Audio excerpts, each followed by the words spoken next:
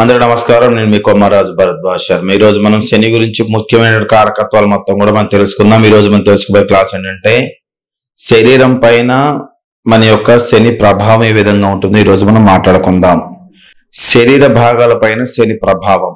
శని ముఖ్యంగా కీళ్ళు, జాయింట్స్ కి సంబంధించినటువంటి వ్యాధుల్ని ఎక్కువగా కలగజేస్తూ ఉంటారు. అదేవిధంగా పంచాయక కణజాలాల మీద ఎక్కువగా ప్రభావం చూపిస్తూ ఉంటాడు. అదేవిధంగా మనకి ఈ కండరాలకు సంబంధించేటువంటి ప్రాబ్లమ్స్ ని ఎక్కువగా క్రియేట్ చేస్తూ ఉంటాడు. అదేవిధంగా కీళ్ళు బంధకం అంటే లెగ్మెంట్స్ ఉంటాయి మనకి, ఈ లెగ్మెంట్స్ మీద ఎక్కువగా ప్రభావం చూపిస్తూ ఉంటాడు. ఎముకలని అదేవిధంగా కండరములు మరియు కీళ్ళు ఒకదానితో ఒకటి బంధించడానికి, అంటే అనుకోకుండా ఈ కీళ్ళు అనే ఎముకలు మొత్తం కూడా ఒకదానికి రాసుకుపోయి అక్కడ కొద్దిగా ఇబ్బంది జరగటము, లేదా బోన్స్ విషయంలో అవి జాయింట్స్ కి ఇబ్బంది కలగజేయటము, లేదా జాయింట్స్ విరిగిపోయి జాయింట్స్ కట్టుకోవడానికి చాలా ఎక్కువ కాలం, ఒక 1 year 1.5 year మంచంలోనే ఉండేటువంటి వాటికి మెయిన్గా శని కారకత్వం వహిస్తూ ఉంటాడు. అదేవిధంగా వివిధ అంతర్లంగిక శరీర భాగాలలో ఉన్నటువంటి కణజాలాల మీద ఎక్కువగా ఆయన ప్రభావం చూపిస్తూ ఉంటాడు. ఇదేంటంటే అంతరంగిక శరీరంగా ఉన్నటువంటి, అంటే ఆ వ్యాధి అనేది మనకు చర్మం మీద ఏర్పడితే మనకి వెంటనే కనిపిస్తుంది. కానీ అంతరంగిక శరీర భాగాల్లో ఏర్పడిన కణజాలం మీద ఏర్పడినప్పుడు అదేంటంటే ఆ వ్యాధి మనకు తొందర అంతుపట్టక ఎక్కువ కాలం దాని మీద మనం ఇబ్బంది పడాల్సిన పరిస్థితి అనేది ఏర్పడుతూ ఉంటుంది. అదేవిధంగా బాహ్య చర్మం మీద దానికి నిర్మాణ విషయాల్లో ఆకారానికి, అంటే అనుకోకుండా చర్మం అనేది పాలిపోవడం కానీ, చర్మం అనేది నలుపు రంగులో మారడం కానీ, కళ్ళ కింద ఎక్కువ మచ్చలు రావడం కానీ, ఇదన్నీ కూడా చర్మానికి సంబంధించిన వ్యాధుల్ని ఇక్కడ కలగజేస్తూ ఉంటుంది. ఆ యొక్క ఆకారాలు కూడా మారుస్తూ ఉండడానికి అవకాశం అనేది కలగజేస్తూ ఉంటుంది. అదేవిధంగా మనకి ఈ బాహ్య చర్మంలో ఉన్నటువంటి వ్యాధుల్లో ఎక్కువ శాతం కూడా మనకు వచ్చేటువంటి పండ్లు, అంటే ఈ టీత్ విషయాల్లో కానీ, నైల్స్, ఈ మన నైల్స్ సంబంధించిన విషయాన్ని, హెయిర్, జుట్టు సంబంధించిన కానీ, ఈ విధంగా ఇలాంటి వ్యాధులను ఎక్కువగా వాళ్ళు ప్రాబ్లమ్స్ ఫేస్ చేస్తూ ఉంటారు. అదేవిధంగా బల్లపరపు ఎముకలకి ఎక్కువగా ఆయన కారకుడవుతుంటాడు. అంటే ఎక్కువ శాతం కూడా అంటే మంచం మీద మనము పడుకొని ఉండాల్సిన వ్యాధులు ఉంటాయి, ఫ్లాట్ బోన్స్ అంటారు. బట్ ఫ్లాట్ బోన్స్ కి సంబంధించిన వ్యాధులకి, పక్కటెముకలకు సంబంధించేటువంటి వ్యాధులకి, అదేవిధంగా ఎదురు రొమ్ములో పల్చటి పొడుగాటి ఎముకకి విరగటానికి కానీ, వాటి వ్యాధులకు కానీ ఎక్కువ శాతం శని ఎముకల మీద ప్రభావం ఎక్కువ చూపిస్తున్నాం, మీరు గమనించండి. అదేవిధంగా ప్లీహం వ్యాధికి, వయోవృద్ధి క్రమానికి, వయోవృద్ధి అంటే వయసు వాడిది 30 సంవత్సరాలు కానీ వాడు 40 సంవత్సరాలు 50 సంవత్సరాలకు ఎక్కువ కనిపిస్తుంటారు. వయోవృద్ధి క్రమానికి, ముసలితనం రావడానికి, అదేవిధంగా వివిధ శరీర కణజాలాలకి క్షీణించడానికి, ఆయుర్దాయం తగ్గిపోవడానికి, వయసు ముదిరి వృద్ధాప్యంలోనికి దిగజారడానికి,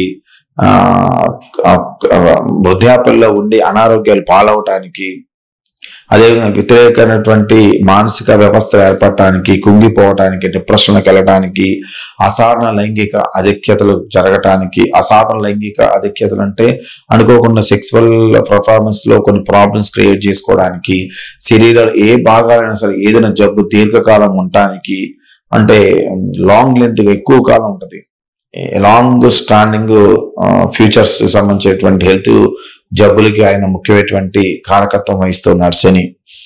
ఇక ముఖ్యంగా శని ఏంటంటే మనకు క్షయవ్యాధి, టీబీ లాంటి జబ్బులకు కూడా శని కారకత్వం వహిస్తూ ఉంటారు. ఎక్కువ శాతం కూడా అష్టమంలో శని రాహులు కలిసి ఉన్నా కానీ ఎక్కువ శాతం కూడా పెద్ద వ్యాధులు రావడానికి అవకాశం ఉంటాయి. టీబీ అనేది పెద్ద వ్యాధి, పక్షవాతం అనేది పెరాలసిస్, ఇది పెద్ద వ్యాధి. అదేవిధంగా మొద్దు బారటం, తిమ్మిరిలాగా రావటం, ఇది శని నడిచేటప్పుడు ఏలినాటి శనిలో కానీ, శని మహాదశలో కానీ, శనితో సంబంధం ఉన్నా కానీ ఇలాంటి విషయాల్లో వాళ్ళకి తిమ్మిరి పడుతూ ఉంటుంది, మొద్దు బారుతూ ఉంటుంది, న్యూమరాలజీకి సంబంధించిన ప్రాబ్లమ్స్ ని ఫేస్ చేస్తుంటారు. బోధకాలు అంటారు, లేదా కొంతమంది మొగ్గుకాలు అంటారు. ఎలిఫెంట్స్ సంబంధించినటువంటి రోగాలు కొన్ని ఉంటాయి మనకి, బోధకాలు ఇవన్నీ ఉంటాయి కొన్ని, అలాంటి వ్యాధులకి. అదేవిధంగా కణితి లాంటి రావడానికి, అదేవిధంగా వాత రోగాలకి, క్యాన్సర్కి, వయసు ముదిరినప్పుడు కలిగే క్షీణతకి, వయసు ముదిరినప్పుడు అంటే వాళ్ళకి 55-60 సంవత్సరాలు రాగానే వాళ్ళకి కొన్ని ముదిరిపోతూ ఉంటాయి, వాటి క్షీణతకి, కీలవాతానికి, అదేవిధంగా బాధకి, శోధకి, పెయిన్కి, అదేవిధంగా కీలవాతానికి అయవాతం అంటారు, దాన్ని కీలవాతం అంటారు. ఉబ్బసం అంటే రొంప అంటారు కొంతమంది. ఉబ్బసం వ్యాధులకి, కుంగిపోవడానికి, డిప్రెషన్లోకి వెళ్ళడానికి, మానసిక అపవ్యవస్థ ఉన్నటువంటి బాగా డిప్రెషన్లో పోవడానికి, ఉన్మాదంగా ఉండి పిచ్చితనంగా ప్రవర్తించడానికి, అదేవిధంగా అలుపు రావడానికి, ఆయాసం రావడానికి, ఇవన్నీ శనిలో కలుగుతూ ఉంటాయి. అంటే కొద్ది దూరం రాగానే ఆయాసం వస్తూ ఉంటది.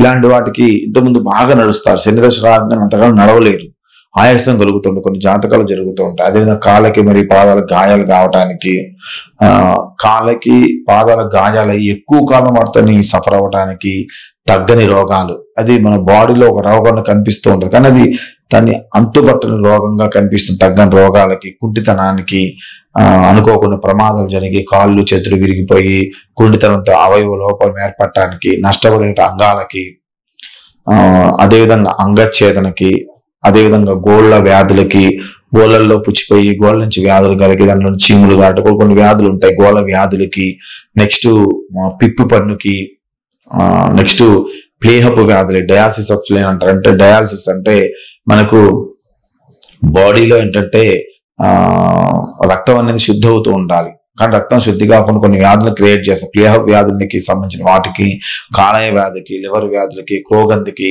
అదేవిధంగా పోలియోకి, కంఠవాతానికి, పిత్తాశయంలో రాయికి, గ్లాస్ స్టోన్ అంటారు వాటిని, నెక్స్ట్ చలనంలో తూలుడు జబ్బుకి, అంటే చలనంలో తూలుడు జబ్బు అంటే ఏంటంటే మనం నడుస్తూ ఉంటాం అనుకోకుండా తూలిపోతూ ఉంటారు మనిషి అనేవాడు, శరీరం కింద పడిపోతూ ఉంటారు. అలాంటి వ్యాధులకి, రక్తహీనతకి, కిడ్నీ శోధకి, కిడ్నీ జబ్బులకి, కిడ్నీ లాంటి వ్యాధులు క్రియేట్ చేయడానికి, అదేవిధంగా ధనుర్వాతం విషయాలకి, పాము కాటు ద్వారా మరణించడానికి, లేదా పాము కాటు తగిలి ఎక్కువ కాలం దాని వల్ల సఫర్ అవ్వడానికి, మలేరియాకి, అజీర్ణానికి, అదేవిధంగా హిస్టీరియా లాంటి వ్యాధులు కొన్ని ఉంటాయి మనకి. హిస్టీరియా లాంటి వ్యాధులు రావడానికి, కుజులతో కలిసినప్పుడు ఎక్కువ శాతం కూడా హిస్టీరియా వ్యాధులు ఎక్కువ వస్తూ ఉంటాయి అన్నమాట. హిస్టీరియా వ్యాధులకి, రక్తపోటుకి, బీపీకి, నీరసానికి, నత్తికి, కండరాల వ్యాధులకి, బద్ధకానికి, మొత్తానికి కూడా ఇక్కడ మెయిన్ ప్లానెట్ ఎవరంటే శని కారకుడుగా చెప్పబడుతూ ఉంటుంది. కాబట్టి శని వల్ల మనకి ఇన్ని వ్యాధులు అందరిలో కలగాలని రూలే లేదు. వాళ్ళ యొక్క గ్రహ ట్రాన్సిట్ బట్టి, గ్రహాలు కూర్చున్న ప్లేస్ని బట్టి, గ్రహాలు చూస్తున్న దృష్టిని బట్టి, గ్రహాలు ఉన్నట్టు అష్టమ స్థాన ప్రభావాన్ని బట్టి, వాళ్ళ లగ్నాన్ని బట్టి, ఎవరి రాశిని బట్టి, ఇవన్నీ అన్ని క్యాలిక్యులేట్ చేసి మనము వారికి ఆ వ్యాధి అనేది మనము చెప్పడం అనేది జరుగుతూ ఉంటుంది. ఇది శని వల్ల కలిగేటువంటి ముఖ్యమైన వ్యాధులు. శని వల్ల ఎలాంటి ఉద్యోగాలు చేస్తే అనుకూలంగా ఉంటుంది, దశమ స్థానం శని అయినప్పుడు ఎలాంటి ఉద్యోగాలు చేస్తే ఎలా ఉంటుంది అనే విషయాలు మొత్తం కూడా తదుపరి క్లాసుల వివరంగా తెలియజేస్తాం. లైక్ చేయండి, షేర్ చేయండి, సబ్స్క్రైబ్ అవ్వండి, మీ కామెంట్ ఖచ్చితంగా తెలియజేయండి. మీ భరద్వాజ శర్మ. అందరికీ నమస్కారం. Welcome to Learn Astro and Devotional Bhakti. Please subscribe our channel, get live videos daily.